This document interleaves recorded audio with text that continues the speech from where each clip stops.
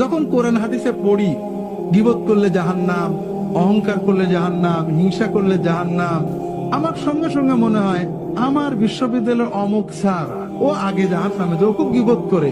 অমুক পীর সাহেব ও আগে জাহান্নামে যাবে, ও খুব হিংসা করে। অমুক মাওলানা সাহেব ওর খুব লোভ, ও সবার আগে জাহান্নামে যাবে।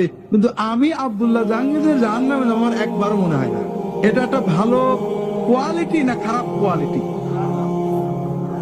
এটা হলো ইমানের ক্যান্সার। মুমেন অন্যের গোনার চিন্তা করবে না, অন্যের গোনার চিন্তা করেছেন তো মরেছেন। কার দাড়ি ছোট, কার বউ বেপরদা করে, কে খারাপ করেছে, এই চিন্তা শয়তান একবার আপনার ঢুকাতে পারলে অমুক দল খারাপ, অমুক পীরের মুরিদ খারাপ, অমুক লোক খারাপ, অমুক গ্রামবাসী খারাপ, অমুকের দাড়ি ছোট, অমুকের বউ বেপরদা, অমুক একদম ভালো না, এই চিন্তা একবার শয়তান ঢুকালে আর শয়তানের আর চাকরি থাকবে